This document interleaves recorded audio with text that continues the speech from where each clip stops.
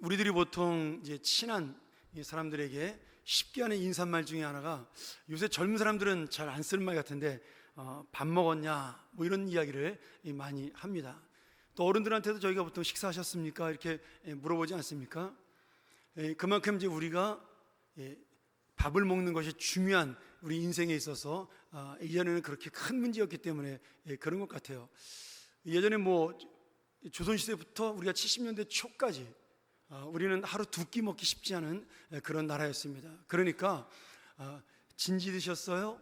또는 밥 먹었냐가 굉장히 큰 인사말이었던 거죠. 요새야 뭐 우리 젊은 친구들이라 일부러 안 먹는 시대니까 이제는 밥 먹자는 얘기, 뭐 식사하자는 얘기 잘 안 하지만 그것이 굉장히 우리한테는 의미 있는 그런 인사였다, 저는 그렇게 생각을 합니다. 또 한편으로는 세상에서 가장 지키기 어려운 약속이 뭐냐면 나중에 밥 한번 먹자입니다. 아마 다 그 거짓말 하신 적 있으시죠? 나중에 밥 한번 먹자. 참 지키기 어려운 약속이지만 우리가 누구에게나 편하게 그 다음을 기약할 수 있는 그러한 말씀이기도 한 거죠. 예전에 어떤 방송이었던 것 같아요. 제가 EBS였던 것 같기도 하고, 그 자칭 철학자인 강신주 박사라는 분이 있습니다. 강의도 잘하고 책도 잘 쓰는 분인데, 이분이 그 프로그램에서 이런 이야기를 했어요. 식사와, 우리가 먹을 것을 나누는 식사와 사료, 이 먹이의 차이가 무엇인지 아느냐, 이렇게 물어본 적이 있어요. 그러면서 사람이 배고픔만을 면하기 위해서 먹는 것은 먹이와 사료가 되는 것이고, 사랑하는 사람과 함께 행복하게 대화를 나누며 먹는 것이 식사다, 이렇게 이야기를 했습니다. 철학자다운 말이죠. 굉장히 동감이 가는 말씀이고요. 그분이 그러면서 발터 베냐민이라는 유명한 철학자의 말을 이렇게 인용을 했어요. 누군가와 식사를 함께 한다는 것은 그 사람을 사랑한다는 의미다, 이렇게 이야기를 했습니다. 예전에 제가 처음 목회를 할 때, 그때 어른들이 이 교육자를 대접하는 가장 중요한 것은 식사였습니다.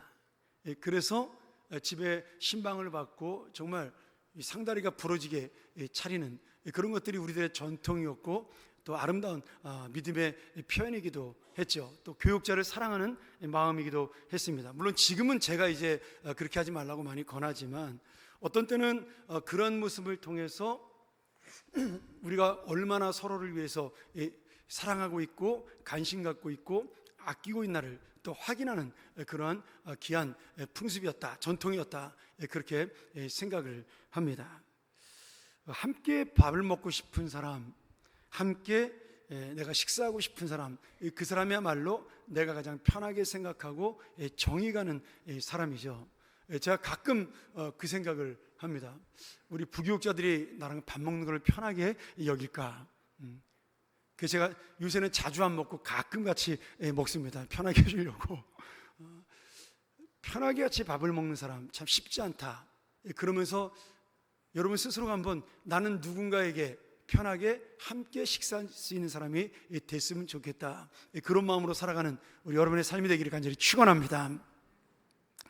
오늘 예수님이 제자들에게 함께 만나 식사 기도라는 장면입니다. 제자들이 밤새 고기를 잡고 지쳐서 허기가 졌을 때 예수님이 음식을 준비해서 제자들 향해 음식을 나누는 그런 모습이죠. 그런데 이것이 식사의 자리로 끝나지 아니하고 지금 서로가 서로 간의 그 사랑과 신뢰를 통해 사명까지 맡기는 귀한 자리로 간다라는 사실이에요.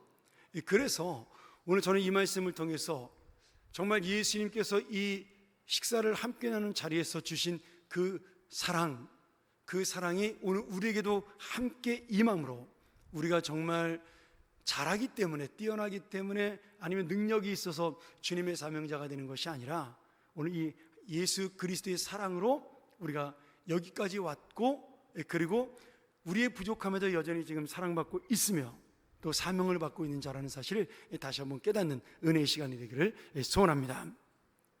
이 첫 번째로, 주님은 우리가 잘해서 사랑을 하는 것이 아니라 우리의 연약함을 아시기 때문에 사랑하는 것입니다.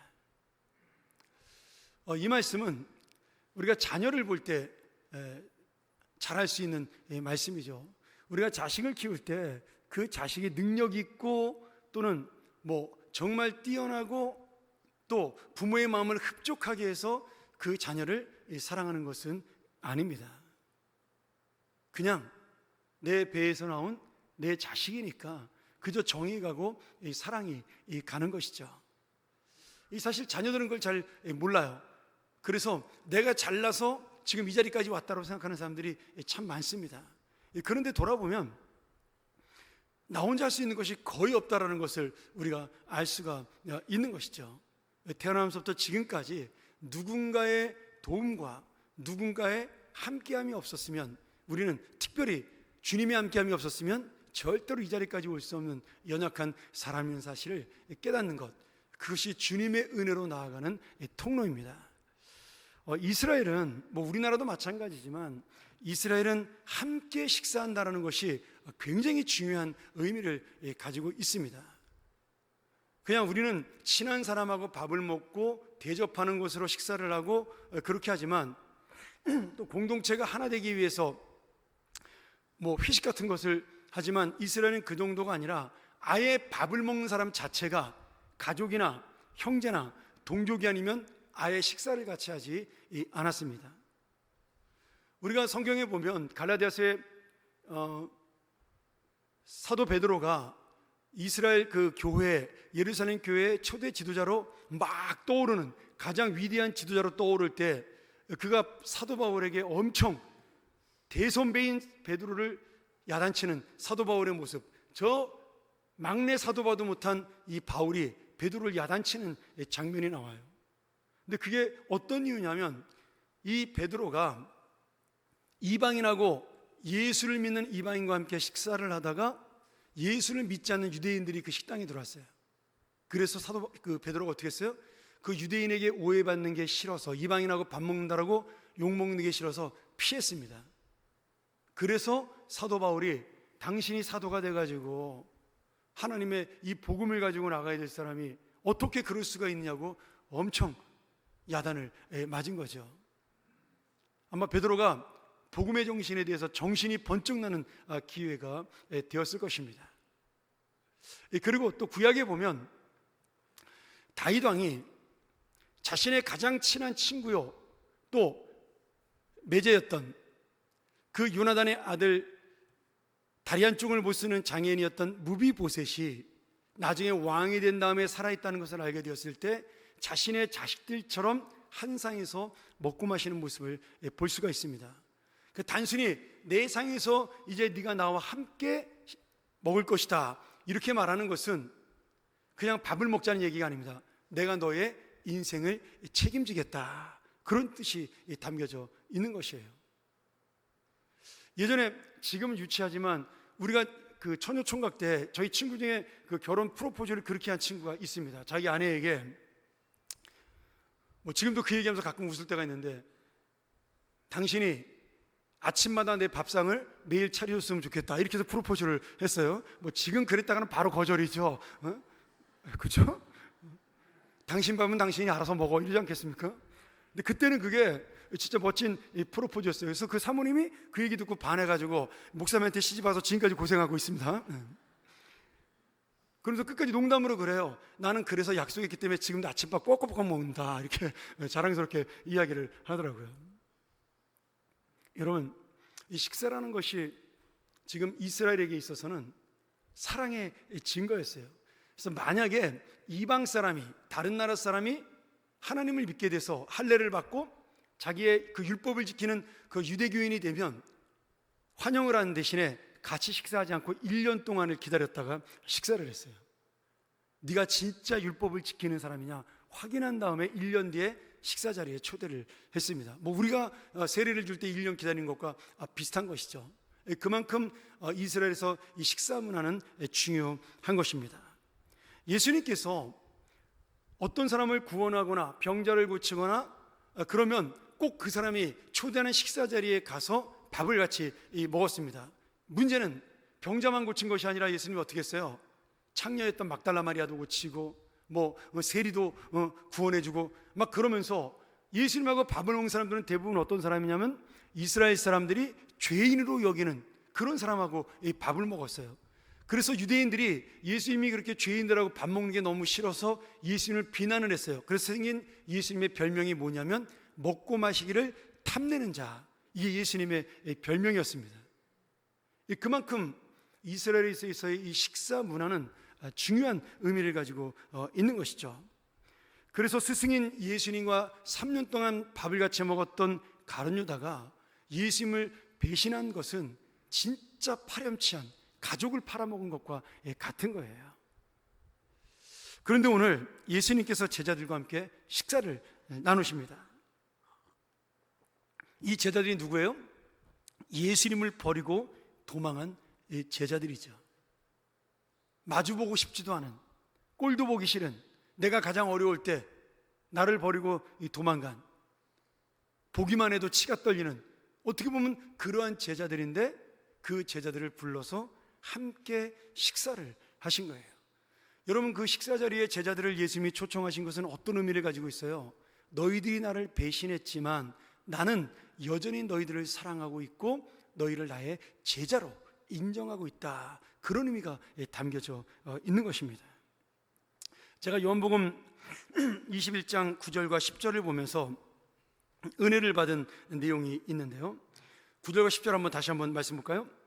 육지에 올라오니 숯불이 있는데 그 위에 생선이 놓였고, 지금 예수님이 모닥불을 피우고 제자들을 위해서 아침을 차린 거예요. 거기에 떡도 있더라. 그리고 예수님이 제자들을 부른 다음에 뭐라고 하셨어요? 지금 잡은 생선을 좀 가져와라, 이렇게 요청을 하셔요. 예수님이 밤새워 물고기를 잡고 피곤한 제자들을 위해서 불을 피워놓고 따뜻하게, 그리고 생선과 떡을 미리 뜨끈하게 데워서 식사를 준비한 것이죠. 근데 재밌는 얘기가 나오잖아요. 너희가 잡은 생선도 좀 가져와라.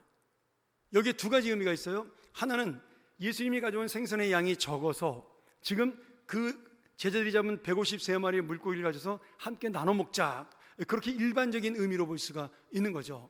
그런데 여기에는 제가 깨달은 영적인 의미가 좀 더 담겨져 있습니다. 베드로가 달려가서 보니까 그 그물 속에 잡힌 물고기가 막 그물이 찢어질 만큼 많이 잡혔는데 몇 마리예요? 153마리예요. 그런데 지금 이 물고기는 엄밀하게 말하면 제자들의 실력으로 잡은 것이 아니라 누구의 말씀에 순종해서 잡은 거죠? 예수님 말씀에 순종해서 밤새도록 한 마리도 잡지 못하다가 새벽에 예수님이 야, 배 오른편에 금을 던져, 그래가지고 잡은 게 이 물고기였어요. 여러분, 이 물고기를 가져오라는 것은 무슨 의미예요? 이 물고기는 내 거야, 이런 뜻이 담겨져 있는 겁니다.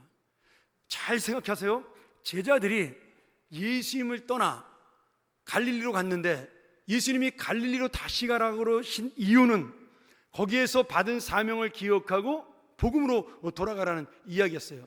근데 제자들이 거기에서 예수님의 어떤 다른 응답이 없자 실망해서 어디로 돌아가요? 배를 타고 어부로 돌아갑니다. 그들이 원래부터 얻고 싶었던 것은 무엇이었어요? 예수님의 제자 노릇을 하면서도 세상의 물질과 권세와 명예를 얻기를 원했어요. 그리고 이제 그 중에 하나인 자신들이 잘 살고 물질을 얻기 위해서 다시 고기를 잡기 위해 바닷가로 나갔지만 그들은 한 마리도, 단 하나도 자신들이 원하는 것을 얻지 못한 겁니다. 근데 예수님의 말씀 한마디로 이 물고기를 얻었다라는 것은, 그것도 153마리나 되는 내 인생이 풍족하고 가득 찰 만큼 그렇게 많은 물고기를 얻었다라는 것은 너희들의 능력과 힘으로 얻을 수 없는 이 세상의 것들, 너희들은 결코 이것을 얻을 수 없지만 내 것이기에, 이 온 세상이 내 것이기에 나는 너희들에게 이 모든 것을 줄 수 있다. 지금 너희들이 원하는 그것이 바로 나에게 있다라는 의미가 되는 것이에요. 그러면서 제자들에게 사명을 주신 거죠. 내가 원하는 사람을 낚는 어부가 될 때 너희들이 원했던 이 물고기보다 더 많은 것을 얻을 수 있는 그런 복된 인생이 될 것이라는 그 의미가 이 속에 담겨져 있는 겁니다. 여러분, 우리가 인생을 살면서 깨닫지 않습니까? 내가 예수를 믿는 그 순간부터 나는 예수님의 뜻대로 살아야 돼요. 주님의 자녀와 제자는요, 예수님의 뜻을 따르지 않고는 결코 세상에 원하는 것을 얻을 수가 없어요. 내가 아무리 노력을 해도 내가 원하는 것이 얻어지지가 않습니다. 아니, 잠깐은 내가 그것을 얻는 것처럼 보여요. 153마리 풍족하게 얻는 것처럼 보여요. 그런데 얼마 시간이 지나지 않으면 전부 다 사라져버리게 됩니다. 결국 남는 건 무엇이냐? 주님의 은혜와 사랑만이, 영원한 생명으로 우리를 이끄는 주님의 그 놀라운 은혜만이 남게 되는 것이죠. 오늘 우리가 종종 이 세상의 것을 얻기 위해서 제자들처럼 주님을 놓칠 때가 있어요. 아니, 일부러 잊어버리는 거죠. 없는 것처럼 이것은 좀 주님 모른 채 해주세요. 어느 순간에 내가 이 세상의 것을 얻기 위해서 주님을 믿지 않는 것처럼 내 마음을 갈 때가 있습니다. 근데 여러분, 그렇게 해서 얻을 수가 절대로 없다라는 거예요. 아니, 얻는다 하더라도 그것은 나를 해치는 악한 도구에 불과하게 되는 것입니다.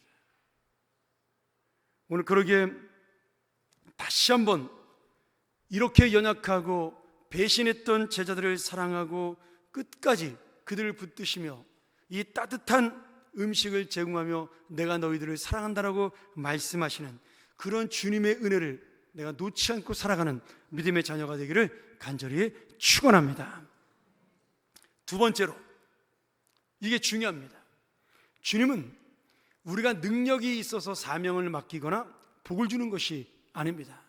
내가 착하고 선하고 어떤 내가 복을 받을 만한 삶을 살아서 그래서 우리에게 사랑을 주고 사명을 주는 것이 아니에요. 무조건 사랑하기 때문에 우리에게 사명을 주신 겁니다. 자식이 말 안 듣는다고 여러분 생활비 끊는 부모 있습니까? 욕하면서 통장에 돈 넣어주잖아요. 그게 부모잖아요. 예수님의 마음이 바로 그런 것이에요. 한번 잘 우리 상상해 볼까요? 지금 이 성경에 자세히 나와 있지 않아요. 근데 예수님이 지금 베드로에게만, 야 베드로야, 네가 나 사랑하냐? 예, 사랑합니다. 그럼 내 양을 먹이라. 이렇게 3번을 반복하셔요. 우리가 다음 주에 제가 휴가 마치고 와서 이 설교를 한 번 더 하겠습니다. 근데 지금 다른 제자에게는 사명을 맡겼다는 이야기가 나오잖아요. 그렇지만 우리가 이 대화의 맥락을 볼 때 지금 베드로에게는 제자들에게 사명을 맡긴 다음에 마지막으로 확인한 거예요. 왜냐하면 베드로가 고개를 숙이고 말을 못해. 창피해가지고 옛날에 3번 부인했던 그 과거의 경험 때문에, 경력 때문에 창피하니까 예수님 앞에서 사명을 맡길 때 고개를 숙이고 대답을 못하는 거예요. 그래서 예수님께서 이 베드로의 마음을 해결해 주기 위해서 3번 베드로에게만 물어보신 거죠. 자, 그러면 베드로에게 3번 물어보기 전에 예수님이 지금 제자들에게 밥을 먹으면서 뭔 얘기했을까요? 아마 제자들은 면목이 없으니까 빙 둘러앉아가지고 지금 모닥불에 불 쬐면서 아무 말도 못하고 이러고 가만히 있었을 거예요. 근데 예수님이 그런 제자들을 한번 그려보세요. 지금 일일이 생선 한 마리, 먹을 거 떡 하나 이렇게 해가지고 다 하나씩 이렇게 준 거죠, 나눠주고. 그러면서 야, 우리 맛있게 먹자. 너희들 얼마나 피곤하고 힘드냐, 밤새도록 고기 잡느라고 했었는데. 그러면서 먹으면서 예수님이 너 갈릴리 와서 어떻게 지내냐 뭐 이렇게 쭉 물어볼 거 아니겠어요? 그러니까 식사를 하면서 제자들의 마음이 자기도 모르게 풀리게 된 거예요. 아, 예수님이 여전히 우리를 사랑하는구나. 예수님이 여전히 우리를 아끼는구나. 그러면서 제자들도 얘기했겠죠. 어떻게 얘기했겠어요? 예수님, 저희가 예수님 버리고 도망가서 너무 죄송해요. 그땐 너무 무서워서 그랬어요. 용서해 주세요. 아마 돌아가면서 다 그렇게 예수님께 용서를 빌고, 그리고 그 자리는 서로가 화해하고 그리고 회복되는 그런 자리가 되었을 겁니다. 여러분, 제가 신방을 가면 제가 자주 못 가서 죄송한데, 신방을 가면 다른 목사님들은 어떻게 하는지 잘 모르겠어요. 저는 목회하면서 신방 가가지고 짧게 신방하고 온 적이 한 번도 없습니다. 그 집에 가면 그 집의 이야기를 다 들어요. 기도 제목도 받고 다 듣고 30분, 40분, 1시간씩 얘기하는 거 다 듣고 일어섭니다. 근데 쉽지는 않죠. 그렇게 한 두세 가정 하고 나면 집에 가면 녹초가 됩니다. 근데 그렇게 하는 이유가 있어요. 아마 저와 함께 신방 다니는 부교육자들은 알 거예요. 우리 목사님은 신방 굉장히 오래 한다. 여러분, 그 이야기를 하는 사이에 그분과 저와 사이에 신뢰감이 생기게 돼요. 제가 우리 교회 와서 빨리 친해졌죠. 교인들하고. 뭐 기억도 안 나시네요? 11년 전이니까. 그러니까 어떤 분이 우리 목사님이 옛날에 우리 교회에서 부목사에서 아는 사람이만 해서 친해졌어. 아닙니다. 제가 대신방 1년 6개월 동안 다니면서 교인들하고 1대1로 계속 만났기 때문에 그런 거예요. 그래서 신방이 사실은 목사가 가장 하기 힘든 게 신방이에요. 근데 가장 중요한 게 신방입니다. 요새 젊은 친구들은 신방을 안 받으려고 그래요. 부담돼서. 근데 그거 자기 손해예요. 그게 바보 같은 짓이에요. 직장 다니면 토요일이라도 꼭 받아야 됩니다. 그래서 목사님이 그 집 사정을 알고, 제가 신방 갔다 오고 기도 제목 적어놓은 걸 저희 아내한테 받아서 이렇게 보면 기도 제목이 달라져요. 마음이 달라져요. 왜? 한 번 같이 이야기 나눴고 먹을 것도 같이 차도 나누고 마시기도 하고 어떤 식사도 같이 하니까 그 친밀도가 예배에서 만나는 친밀도의 몇 배가 더 큰 겁니다. 오늘 이 제자들과 예수님이 그런 이야기들을 서로 나누면서 과거의 앙금, 불안했던 마음, 뭐 예수님은 전혀 앙금도 없었죠. 자기들끼리 찔려가지고 자격지심에 우리가 어떻게 예수님 앞에 나가겠어, 그러면서 아마 괴로워했을 거예요. 그런데 지금 예수님과의 대화를 통해서 그 모든 것들이 해소되고 회복되는 놀라운 역사가 일어나게 된 것입니다. 그리고 예수님이 그들에게 사명을 맡기게 되죠. 우리가 지지난주에 배웠지만 그들은 그때부터 복음의 사도가 되어서 전 세계로 흩어져 복음을 전하게 됩니다. 여러분, 중요한 건 지금 제자들의 모습이에요. 여전히 제자들은 약한 사람들이에요. 능력이 없어요. 예수님과 함께 할 때도 세상의 권력과 욕심에 관심이 있던 이 사람들이었어요. 십자가 고난을 당할 때는 도망갔던 사람들이에요. 이미 약속하신 대로 부활하신 예수님의 소식을 듣고도 어떻게 죽은 자가 살아나냐고 믿지 못했던 그런 연약한 사람들이었습니다. 부활하신 예수님을 만나고도 잠깐이지만 그래도 이 사명을 떠나 어부의 길로 돌아갔던 사람들이 다 같이 앉아 있는 거예요. 그런데 예수님은 그런 제자들을 다시 찾아갔고 그들과 함께 음식을 나누며 그들의 이야기를 다 들어주었고 이해했고 그 중심을 받아주시고 사랑하심으로 그들에게 사명을 맡겨 주셨습니다. 그 사랑이 바로 오늘 우리에게 있다라는 거예요. 할렐루야. 그 사랑 때문에 우리가 살아가는 겁니다. 여러분, 오늘 우리에게도 예수님이 사명을 맡길 수 있는 이유가 무엇이겠어요? 내가 많이 배워서요? 똑똑해서요? 물질이 많아서요? 잘나서요? 아닙니다. 주님 앞에 서는 그 순간부터 우리는 죄인이에요. 저는요, 지금도 가끔 사탄이 제 약한 마음을 시험할 때가 있어요. 뭐 예전에도 부지기수로 그런 시험을 많이 겪었죠. 야, 네가 뭘 할 수 있냐? 네가 무슨 능력이 있어? 네가 목사가 돼가지고 그렇게 살면서 주님의 일을 감당해? 너나 잘해라. 여러분, 끊임없이 사탄이 저를 약하게 만들고 괴롭히고 그래서 저를 포기하게 만드는 적이 수도 없이 많았습니다. 근데 주님이 더 큰 음성으로 다가오셔요. 너는 안 돼. 그러나 내가 있어. 너는 연약해. 내가 강하잖아. 내가 된다고 하는데 왜 네가 안 된다고 하는 거야? 그러면서 주님이 끝까지 저를 붙들고 이 자리에 오신 거예요. 여러분, 사람이 얼마나 악하냐면요, 내가 다 버릴 수 있어요. 돈도 버릴 수 있고 물질도 명예도 권력도 다 버릴 수 있어요. 그런데 가끔가다 저를 괴롭히는 이 자존심 상하게 하는 거를 못 견디겠어요. 남들이 볼 땐 전혀 문제가 안 되는데 나 혼자 막 그것 때문에 힘들어서 괴롭고 잠을 못 자고 밥맛이 없어요. 저만 그런가요?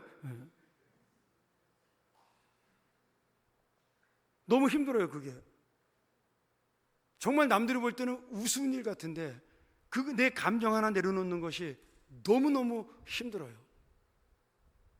나이가 드니까 조금 나아지더라고요.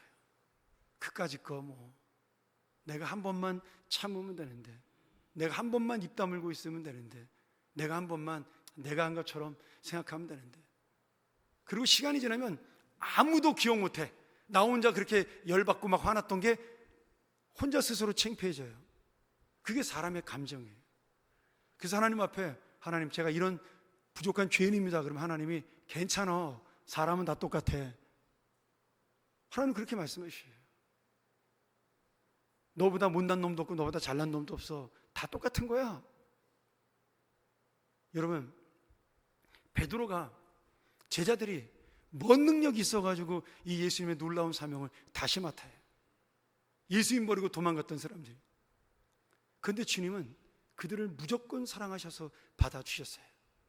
오늘 우리도 언제든지 주님을 사랑한다고 말하지만 배신했던 제자들처럼 언제든지 나의 감정과 욕망을 위해 주님의 사랑을 버릴 수 있는 그런 연약한 실패자입니다. 그런데 주님은 이런 우리를 통해서 하나님의 일을 이루시기를 원하고 오늘도 세워주시는 거예요. 성경의 역사는 이런 실패자를 들어서, 이런 연약한 자를 들어서 사용하시는 하나님의 은혜의 말씀이에요. 제가 이 말씀을 준비하다가 조금 오늘 본문하고는 약간 좀 빗나가는 이야기인데 이해하고 들으셔요. 주님의 그 변함없는 사랑, 이 놀랍고 완전한 사랑을 생각하다가 반대로 우리의 불완전하고 이기적이고 변할 수밖에 없는 인간의 사랑을 생각해 보게 되었습니다.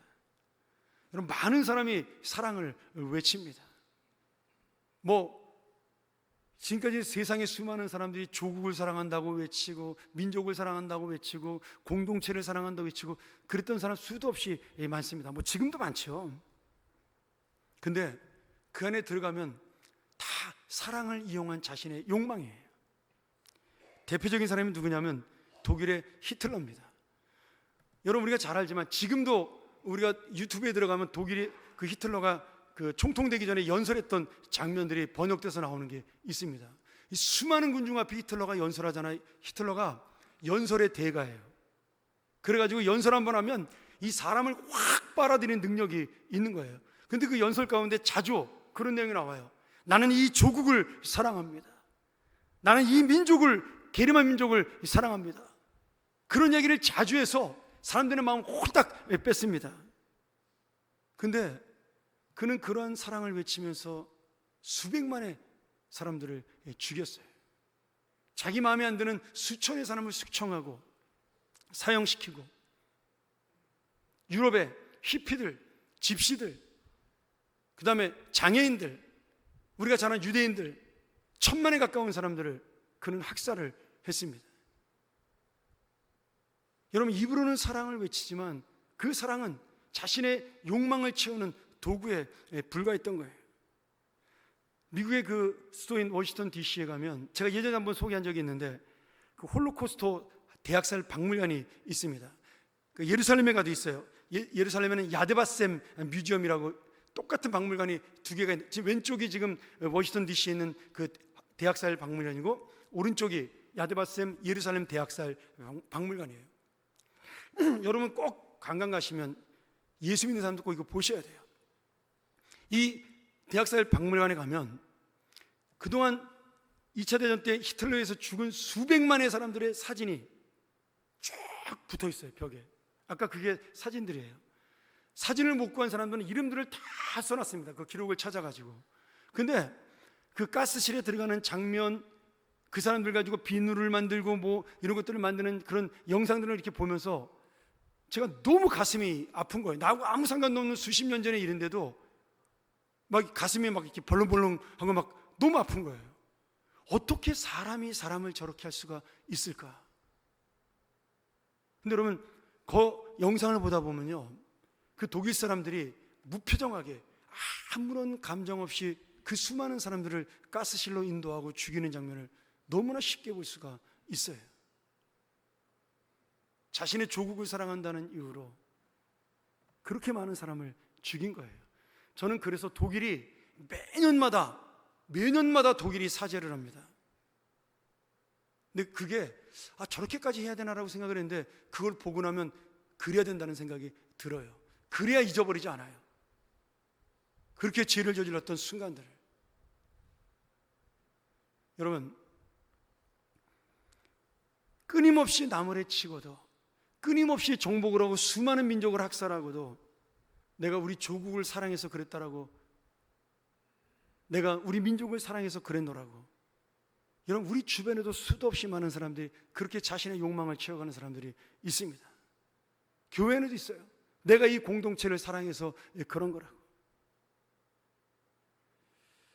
오늘 여러분, 제가 이 말씀을 준비하면서 사랑에 두 가지의 부류가 있다는 걸 알게 됐어요. 하나는 뭐냐면, 사랑이라는 이름을 외치고 강조하지만 결국 자신의 욕망을 채우는 사랑을 도구로 쓰는 사람이 있는가 하면, 반대로 사랑이라는 단어를 입에 담지 않지만 실제로는 수많은 사람을 살리는 진짜 사랑의 사람이 있다라는 거예요. 뭐 대표적으로는 이 히틀러와 반대되는 인도의 마더 테레사의 성녀가 있겠죠. 한번 잘 생각해 보세요. 여러분, 진짜 사랑이 무엇일까요? 우리가 다음번에 말씀 나누겠지만, 베드로가 예수님이 네가 나 사랑하냐 이렇게 물어볼 때마다 저는 막 가슴이 찢어졌을 것 같아요. 지금 예수님이 우리에게 사랑이 무엇인지를 뭘로 가르쳐줘요? 이 제자들을 이해하는 마음으로 가르쳐주고 있는 겁니다. 밥도 같이 먹기 싫은 나를 배신했던 이놈들, 그 제자들을 안고 가는 것이 진짜 사랑인 거죠. 그 사랑 안에, 예수님의 사랑에는 뭐가 있어요? 반드시 자기 희생과 포기와 감정의 내려놓음이 있어야 되는 것입니다. 십자가에서 죽으시면서 저들을 용서해달라고 외치셨던 예수님의 마음, 그게 사랑이죠. 도망갔던 제자들을 향해 안타깝게 불쌍히 여기는 그 마음이 이 사랑이죠. 비난하는 것이 아니라 자신을 배신하고 팔아먹었던 가룟다의 그 마음을 긍휼히 여기고 안타깝게 여겼던 그 마음이 사랑이죠. 오늘 예수님은 사랑을 말로 하지 아니하시고 자신의 몸으로 보이시고 그 사랑이 무엇인지를 실증하신 겁니다. 사랑하는 여러분, 오늘 날마다 아직도 여전히 내 욕심대로 살아가고 내 감정대로 살아가고 그 무엇도 포기하지 않으려는 내 마음, 하나님이 그것조차도 이해하시는 거예요. 그 연약함조차도, 그 부족함조차도 우리를 아시는 거예요. 오늘 여러분, 그래서 이 사랑이 있기 때문에 오늘도 우리는 넘어지고 쓰러지지만 다시 일어나 주님의 사람으로, 주님의 사명자로 설 수가 있는 것입니다. 말씀을 마치죠. 오늘 우리가 선한 삶을 살아서 구원받은 것 아니요, 능력이 있어 주님의 사명을 받은 것도 아니요, 오직 주님의 사랑을 힘입어 내가 이 자리에서 죄인임을 깨달아 오늘 다시 한번 내 감정과 욕심과 모든 것을 죽이고 주님의 그 사랑과 마음을 어떻게든지 따라가기 원하는 믿음의 사명자, 그리고 그 주님의 사랑을 깨닫고 돌아가는 우리 모든 주님의 사람이 되기를 간절히 축원합니다. 우리가 전번 이 시간 이 말씀을 자며 기도하죠.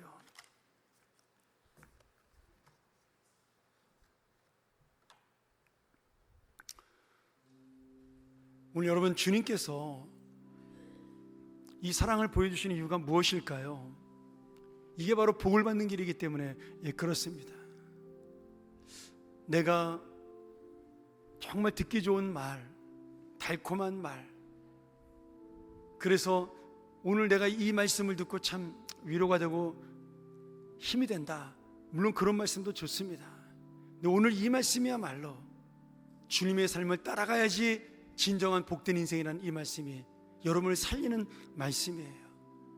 오늘 우리가 힘들고 어렵지만 이 사랑을 나도 붙들고 살아가게 해달라고, 내가 완전하지는 못하지만 이 사랑을 끝자락이라도 정말 붙들고 살아가는 믿음을 달라고, 마음을 달라고 우리가 다시 한번 기도하고 그래서 우리 때문에 이 공동체가 살고 우리 때문에 이 나라와 이 민족이 다시 한번 하나가 될 수 있는 그런 귀한 역사가 일어나게 해달라고 우리 시간 같이 한번 함께 이 나라와 이 민족을 위해, 우리 교회 공동체를 위해, 여러분의 가정을 위해 함께 기도하며 나아갑니다.